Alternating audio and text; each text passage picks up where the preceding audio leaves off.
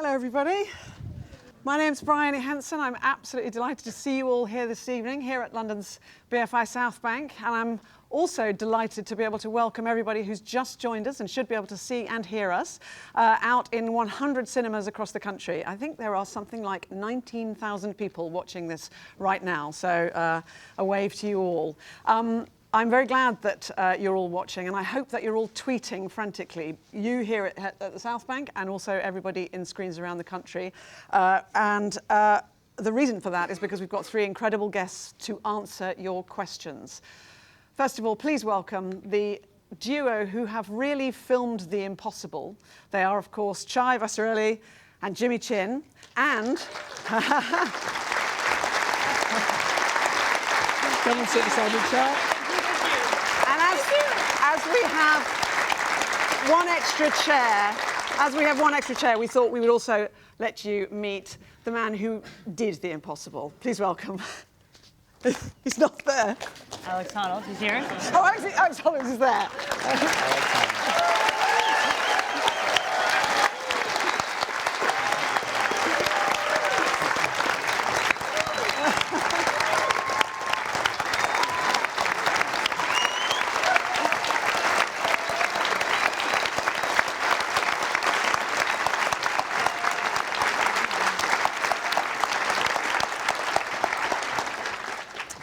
Thank you so much, and thank you for joining us. And I know we're going to go to some questions in a moment, which, if the technology holds out, we'll be able to read from Twitter. But before we do that, let's just get a few sort of facts straight. First of all, Chai, you are a documentary filmmaker who has filmed incredible stories, incredible people, incredible places. This surely has to be probably the most incredible story that you have told.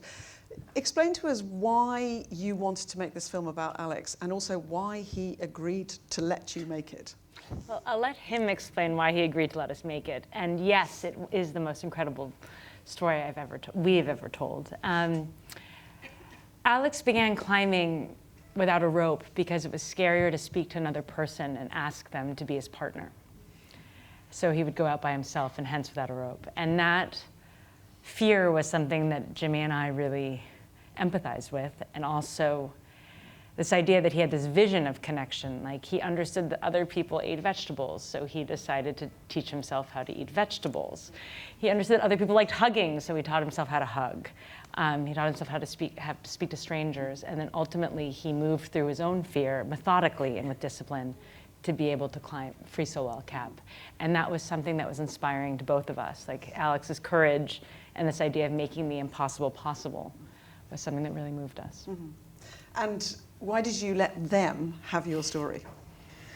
Yeah, good question. I mean, so I'd seen their previous work, the film Mary, which I'm sure many of you guys have seen, and many audiences have seen it. I thought Mary was an amazing film, and so when they approached me about working with me, I saw it as an amazing opportunity. I mean, I'm a professional climber, and so if anybody wants to make a film about my climbing, I was like, oh, that sounds great. And then El Cap was just the most important thing to me in all of climbing. So I was like, if anyone's going to make a film with me, it's going to be about El Cap. So. Mm-hmm. And Jimmy, you talked a little bit about this. Well, the film addresses this in part. The kind of the responsibility that you had to Alex as you were making the film. Can you just describe a little bit more about the kind of setup and how, physically, how you captured what you captured? Yeah. Well, just to add on to what Chai said, first of all, though, was that, we were really interested in making this movie about courage and Alex as a character portrait. But actually, when he told us that he was going to free solo El Cap, we actually took a step back because we weren't sure that we wanted to carry that burden. And but to go into your question, when we decided that we wanted to make the film, and we took 6 months to think about it. Mm-hmm. We really had to decide whether or not we trusted, ultimately, if we trusted Alex's judgment and his decision-making process. And so a big part of the setup that made it possible for us to make this film was this 10-year relationship that I had with Alex, climbing around the world with him and filming with him in a lot of different scenarios, and seeing the kind of decisions that he made, and knowing that he was very meticulous and that he was uniquely set up to not, kind of fold to external pressures, as in, doing something for the camera and not for himself. I knew that he was always true to himself and believed in what he did, but he wouldn't do things for other reasons. And so the setup was that we had, the high-angle crew was, the first requirement was that they had to be elite professional climbers, and they also had to be incredible cinematographers, meaning there was only a few people to call. And that kind of trust that we built within the crew with Alex, because they were also Alex's friends, really allowed us to kind of work with him on the wall. And how different an experience climbing is it when you've got people hanging around you with cameras? I mean, how much did that interfere, or could you blank it out? Yeah, so it sort of depends a little bit. I mean, sometimes having people film can definitely change the experience depending on where they are and how much rope is hanging down. The thing with this particular climb, with the actual free solo, the day that I free soloed El Cap, it really didn't change my experience at all. And in a lot of ways, it sort of enhanced it because, I mean, you see at the end of the film, I say hi to a couple of my friends as I go by. And I felt like I was really sharing this beautiful experience with my friends who I'd worked so hard on the whole project with. And the thing is that over the 2 years that I'd been rehearsing the climbing itself, the crew, the high-angle team, had been rehearsing their positions and their angles and what they needed to do. And so by the time I actually did the climb, it was perfectly executed, where they knew exactly what was out of my way and what wouldn't interfere with me, and make sure there were no ropes on the route at all. So basically, I had exactly the pure free soloing experience that I wanted. But they were also able to document it really well, and and I got to see some of my friends. Certainly seeing them on top was really a big bonus for me. Being able to give a few hugs, and I mean, we had just shared such a long journey. It was nice to be able to celebrate together. Okay, we've got lots and lots of questions coming in. We've got Simon Jones, who's in Horsham, UK. He says hi. Do you have a similarly big free solos planned, or does this amazing feat feel like the pinnacle of your free solo journey? P.S. We think you're amazing. Simon and Michelle. Thanks, Simon. I appreciate that. No, I mean, honestly, I don't know. I mean, I can't really imagine anything bigger or more inspiring than El Cap, and certainly nothing comes to mind. Though if anyone knows, feel free to tweet it, I guess. Let me know what the next big objective should be. Okay. But no, honestly, I'm not really sure. I mean, this was something I dreamt about for many years, and it's hard to imagine there being anything else quite like that. But I guess time will tell. Okay. And Mark von Linstow, who's in the Hackney Picture House, says, what's your day-to-day training look like? That depends. I mean, so my day-to-day training before free soloing El Cap was a lot different than my day-to-day training right now. I mean, I actually climbed at the wall for a little while before walking here to the venue. And so, I mean, that's kind of a couple hours at the climbing wall. It's nice. It's fun. I like to go climbing. The training before El Cap was a lot more rigorous and just many more hours a week. I was eating a mostly vegan diet at the time, no desserts, and I was stretching every day and doing core every day and climbing up to 40 hours a week, which is a lot of time climbing and hiking, but spending time in the mountains. I mean, it was a lot. Like, I was doing a lot to prepare. Mm-hmm. This one's from Expressionism. It's to Jimmy and Chai. Did you always think Alex could do it, or were there moments of doubt? This is from my seat neighbour at Picture House Central London. No pressure, but you're like, not really. If we didn't think Alex could do it, we couldn't have embarked on this journey. But, it's the existential question at the heart of the film, which is that if by filming Alex, is he more likely to fall? In some way, could we cause him to fall? So, it was a constant discussion. Yeah. But there were certain rules that were established. As Jimmy mentioned, we took 6 months off to, kind of marinate and think if we could actually do this and could bear doing this. And it was like there were certain lines we could never cross, and that's why we could make the film, which is we could never ask Alex if he was going to climb. And can you imagine making a documentary and never being able to ask your subject if he was actually going to do it? But that's what we did. So the point was to insulate Alex from our own emotional situation. And then it can't be really, I can't stress enough how our high-angle team were really the best of the best. This is what they do. Jimmy spent 20 years in the vertical world. He is probably the best person to direct this action. And in a way, it's almost more comfortable for Alex to be climbing to be filmed while climbing as opposed to being filmed while talking to his girlfriend. Did the three of you sit down at any point and have the conversation about what happened if you had fallen? I don't think so. No, we didn't have it. We the spoke three about of it. us, The two of but- us spoke about it. We didn't speak I about think it. everybody except for me spoke about it. Yeah. I mean, that's part of what Chai's talking about in terms of shielding Alex from the pressures and, the directive for the team was everybody had to be neutral. Mm-hmm. And, still giving him a safe space, but never, being encouraging or over-encouraging, like, go for it, or, don't do it, we think you're gonna die.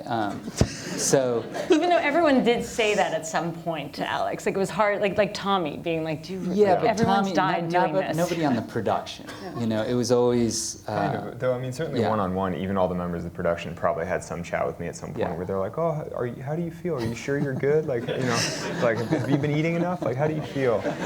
Here's a brownie. Yeah. I mean, we did the best humanly possible, but, we're still his friends.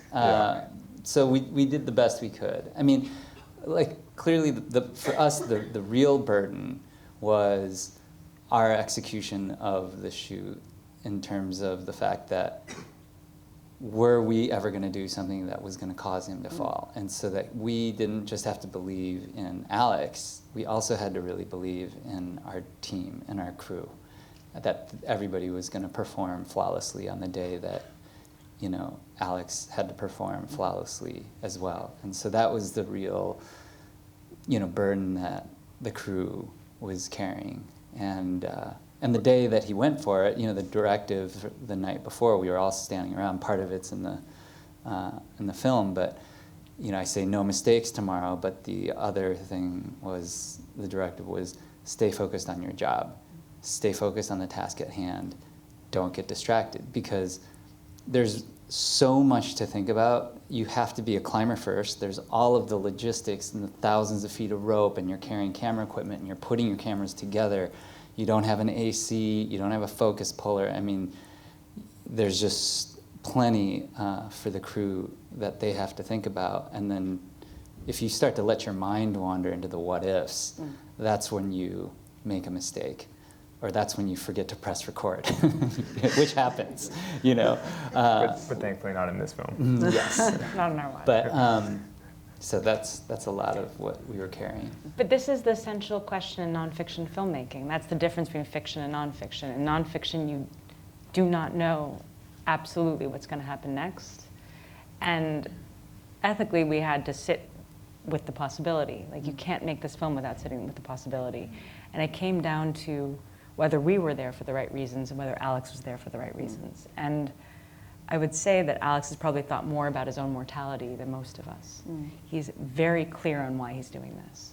And Alex lives every day with intention. He thinks about, like, this is how he wants to live his life. And that was something we really respected and also inspired us. And this idea of Alex's courage inspired us. And the idea of a life of intentionality. And so the film was always going to honor Alex, but clearly we never thought. We trusted him enough to know that he would make the right decision when the point came, as you see in the film. Yeah. And did this experience and surviving this experience so triumphantly, has that changed you? I mean, has that changed the way you feel about things? I don't think so. I mean, I think that, I don't know. I haven't really thought about it. I mean, I think that I went into this whole project caring about my own survival the most. I mean, I definitely, that's why I spent so much time preparing. That's why I put so much effort into the free solo, was to make sure that I would stay safe. And I think that I come out of the project feeling the same way. I still want to stay as safe as possible. And yet I'm still motivated to seek out challenges in the mountains and push myself as a climber. And so. I have a theory, though, which I'd like to share, which is I think that Alex has always done this by himself. Like, it's not something you tell your mom that you're going to do or your best friend. You just go free solo something. But for the greatest free solo of his life, he had his best friends next to him. The high angle crew, which really was made up of his best friend, friends who stood by him for a year and a half saying, you don't really have to do this, but we do like you for who you are. And then he had met this remarkable woman who had enough self-confidence to be like, this makes me incredibly uncomfortable, but I'm going to still try to love you for who you are. And now audiences who can understand Alex. So I feel like it's actually about connection as opposed to being a loner. Okay, Everybody has their theory. Olivia Holland, who's in the Clapham Picture House, says, when you're up there, are you thinking more about how much you're enjoying it or how quickly you want to get to the top? I'm definitely not thinking about how quickly I want to get to the top. And I'm enjoying it to some extent. In the easy sections of the climb, I can look around and enjoy the view and appreciate the position. But for the most part, I'm focused on what I'm doing, and I'm not really thinking about the end or the scenery or anything. I'm just performing. I'm executing the moves one at a time. Trying to stay focused. Paula, the designer, who's in the Plymouth View, says, do you feel a pressure that there has to be another project? Actually, this could be a question for all three of you. Pressure that there's going to be another project or another challenge, and what do you do about it? Well, these cameras are actually filming Free Solo 2. It starts right now. This is the this is the premiere of Free Solo 2. Not with us. Yeah. Well, the directors don't have the stomach for it, but I'm gonna self-produce this one. No, I definitely don't feel any pressure. Maybe I shouldn't actually even be sarcastic about that kind of thing. I was like, strike that. Pretend you never heard that. No, I definitely don't feel any pressure for another project. There are lots of questions coming in about Free Solo 2? Yeah, somebody in Norwich wants to know. Just wondering, do you have another challenge or another momentous climb in mind? No, so I have plenty of climbing challenges in mind. As a professional climber, I've spent the last 15 years or so constantly seeking out things that are slightly harder for me, things that are slightly different. Like last winter, for example, Jimmy and I went to Antarctica together on an expedition, and that was something new for me and something very difficult. It was very chilly. It was quite cold. I'm not used to climbing in those kinds of conditions, and so it's a nice way to grow as a climber.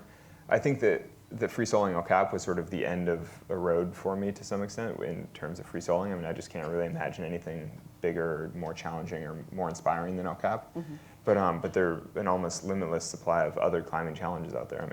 I have a bunch of things throughout the year that I'm hoping to go climb, but we'll see.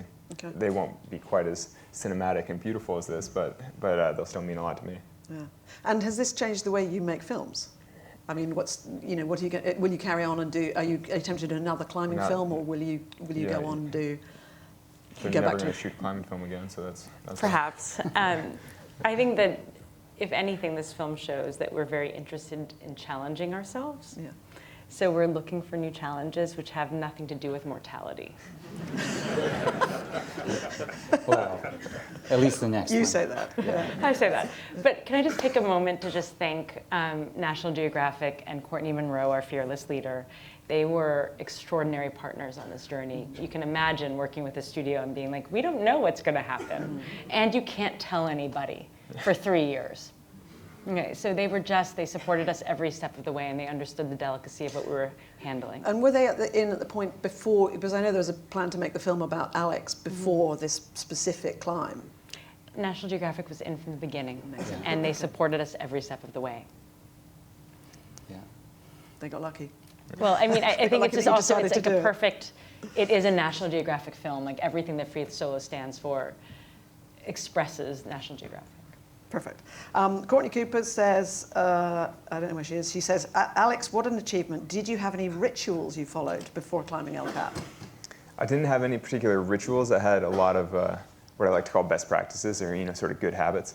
So I was doing a lot of the same things the same way every day, tying my shoes the same, using the same shoes, using the same model, wearing the same clothes, eating the same food. But I sort of saw that more as eliminating variables, basically, so that when I did the actual climb, everything would feel exactly as it had throughout all my preparation, so there wouldn't be any kind of unexpected, unforeseen thing that occurred during the climb. His shirt smelled really good. Yeah. Well, but at least I knew that it would feel exactly the same as all the days that I practiced in it. I'm so glad somebody's asked this question. Jack Davis, why don't you ever use cutlery or crockery? Hashtag eating out of pan. Well, clearly Jack has never lived in a van, so this goes back to best practices, actually, because if you live in a van, you don't have running water. It makes sense to eat in the same thing that you cook in, because then you have fewer things to wash, and it's just all simpler and cleaner. Like, obviously, he needs to live in a van. Okay, and somebody in Glasgow, Cal Morrison in Glasgow, says the karate kick move seemed like the most tense moment, but what was your favorite move on the climb? And I'll ask all of you that. Interesting. So the karate kick is for sure the hardest maneuver on the whole route. That's definitely the crux. But I don't know my favorite move on the route. Actually, that's a question that nobody has asked me, and I'm going to have to think about that a bit, which is crazy after 3 months of touring with the film that I've never actually thought my favorite move. I think though that the last track on the top. Yeah, I was going to say right there. basically. Yeah. Basically, this whole section at the top of the route, I think, is maybe my favorite. At the end of the film, with the beautiful aerial shots where it's like sweeping music, and I'm just kind of climbing up cracks for a while. I think the last 500 feet or so, like that whole section of the route, was probably my favorite. Because it's just this outrageous position up at the top of the wall. You feel like there's nothing but air all around you, but it's also relatively easy. It's quite a bit easier and much less stressful than everything below it. I mean, it's easy enough. Like you've already gotten past the hardest part, so it's not, there's nothing looming above you, and so it felt like just cruising to the top, and I think that was probably my favorite part. Okay. Well, you know my favorite part. Oh yeah, I know your favorite part. When The I walk unicorn. Here's the unicorn doing the unicorn endeavor, and then suddenly there's a lavender unicorn on the mountain. And that was always that was wild for us. Okay. Richard Nair, who's in home in Manchester, says, what would your advice be to stay focused on a goal over such a long time? I don't know. I mean, I struggle with that too for other climbing goals. I don't know. I mean, I think for me with El Cap, it was just such an inspiring goal. It was just such a big, obvious, inspiring wall. But I mean, that said, though, I dreamt about it for 6 years before I even started working on it, and then I spent 2 years working on it. Maybe had I stayed a little more focused, maybe I could have done it in 3 years instead of 8. I don't know. I mean, yeah, honestly. Okay. Jimmy, do you free solo? Yes. Yeah. Yeah. Poorly. Yeah, exactly. You sound not sure. No. It's just, I think, especially, if you're climbing in the mountains, you end up doing some soloing, but it's just a totally different, well within my abilities. Mm-hmm. And I mean, Alex is soloing well within his abilities, but risk is kind of a relative thing, Mm-hmm. So, I do free solo. But. And Chai, you don't climb at all? Mm. Where were you during the whole filming? I was happily on the valley floor, and it was excruciating. I'm standing next to Mikey Schaefer, who's the cameraman who He's can't the guy watch. who turns away. Okay. Yes, and both, he can't watch, but I'm like, it's my job to watch, so I need to watch. And I don't know, that day was just, we quit several times during the climb, being like, why are we here? And then after a certain moment, after the boulder problem, it just became beautiful. Where from this time we'd all spent together, I understood that Alex was having the best day of his life. And it was exactly what he wanted. And then there was a moment of pride about the high angle team where Jimmy and his colleagues the way Alex brought this craft so perfectly, our cinematographers did too. It was seamless, even though Alex was going 45 minutes faster than we anticipated. Alex, Jarjan Fisher, who's at the Picture House Hackney, says, how did you know you were ready for the climb? Yeah, that's actually a good question, and there's no obvious, concrete way to say now I'm ready. But I mean, for me with El Cap, I basically had a list of there were when I started 8 question marks on the wall, different sections of the route that I wasn't sure about, that I thought might be too hard, and I kind of worked through them one by one, and eventually I scratched everything off the list, and I kind of knew that I was as prepared as I was ever going to be. And the thing about free soloing El Cap, or basically every season in Yosemite, you're sort of running against natural time limits, because I was in the springtime, so it's getting hotter and hotter. So, pretty soon it's going to be too hot to climb. Or my first season, when on my failed attempt, it was in the late fall, and so it was getting colder and colder. And that season ended because it started to snow, and and now it's winter time in the mountains. And so basically, I knew that I was as prepared as I was ever going to be. The season's conditions are getting worse by the day, and so it's kind of like, this is as good as I'm going to get. If I'm going to do it, it has to be now. Or it should be now. And so I did. Mm-hmm. But it's really hard to put your finger on exactly how you feel that, though. I think for me, a lot of it was just sort of to go on autopilot at a certain point. Like, I've been thinking about it for so long and so many years, and I just knew that once I got to a certain point, I had done all the things I needed to do, and now it's just time to let it unfold, without thinking about it too much. Mm-hmm. And Mike Edmonston says, during the climb, was your mind consistently 100% super focused, or did it occasionally wander? And if it wandered, even slightly, what thoughts did it wander to? Yes, that's fair. So my mind did wander quite a bit in the easier sections, and maybe half of the route is relatively easy compared to the other half. There are definitely sections on the wall. Sometimes you're walking across ledges as big as this table, and so there are definitely places where you can sort of relax. And so, I mean, it's all relative, but But so on the easier sections, actually, there was a specific part of the route where I spent quite a bit of time thinking about some of the partners that I'd worked with on the climb, just thinking about people who had climbed the route with ropes with me, and I was really grateful for the different people who had spent time with me up there, and I was thinking about my friends and my girlfriend. And then, there's also just looking around being like, what a beautiful blue day, and it's like nice air, and like, oh, look at the birds, and just like the nice, like a walk in nature, you're just in this beautiful place. But for the difficult climbing, I was just 100% focused, just doing the moves. Mm-hmm. There are quite a few questions about, Tim Davis says, how do your loved ones react when you tell them you're going on a free solo climb? So I know you didn't tell we didn't tell people on this occasion, but do you normally not tell people? You never tell people. Never. It's a terrible idea. Yeah. No. I mean, typically you don't really talk about free soloing at all because, as you guys all just experienced, it's stressful to watch. Nobody wants to know about that ahead of time. Nobody wants to be worrying about it. And I don't really want the pressure of knowing that other people, basically there's a weird dynamic where if you tell somebody you're going to free solo something and then you walk up and you decide that you don't really feel like it, but then you know that they're expecting you to do it because you already told them, then you're like, oh, should I do it anyway? Because if I don't, they're going to know that I backed off, and is that weird? And but then you're like, I probably should back off because I don't really feel comfortable, but and then it gets this weird back and forth, and and that's why we've talked so much about how the high angle crew had to stay so neutral with me. Because they can't be supportive. They can't be like, you look great today, you look strong, you should do this, because what if I don't feel great? What if it's not my day? But then I'm boosted by their confidence, and I try for it anyway. It's complicated. It's definitely better to do by yourself. Sharon Minty wants to know, do you look down? Yeah, you have to look down because you look at your feet every move. But, pretty much every movement, you move a hand, move a foot, move a hand, move a foot, so you're looking down nonstop. Okay. Okay. I'm probably the most risk-averse person in this room, so I can hardly watch it, let alone imagine you doing it. Well, after years of practice and years spent on the side of the wall, obviously you're pretty used to looking down. It's like we're practically living up on the wall. It's not, the exposure doesn't really bother you anymore. Mm-hmm. Just get back to what you were saying before. You are now a kind of mentor for quite a lot of young people, I know particularly. Yeah. No.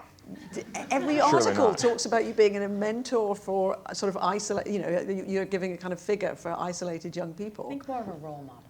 Right. It's the idea that I think that Alex's I don't even know if I'm comfortable with that. journey has inspired courage in young people. I was going to ask you if that gives you, if that makes you sort of nervous about the kind of, what kind of role model you are, and if you're encouraging people to do things that they might not be able to do like you can. But that's obviously not an issue. I don't know. I'll let the two parents here answer that question. I'd say I'm not really qualified to. I don't know. I think that my priority was always to actually do the climb, to focus on actually being a good climber and do the thing that I'm trying to do it well. Beyond that, I didn't think about it that much. I don't know. How do you feel as a parent? Well, I just think, the reaction we've gotten, especially from young people, is that they've, been really inspired by Alex, not just because he goes in free solos, but because, he had to overcome all of these other types of fears that people can relate to. That fear of connecting with people, or just kind of pushing your comfort zone in order to achieve something.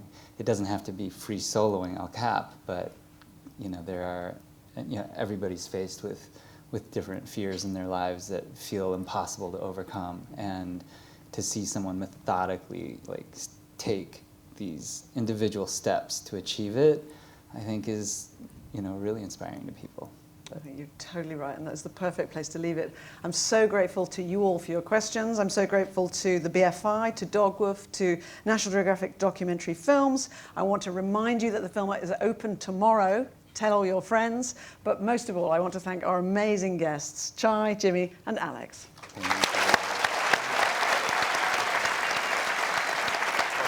Thank you.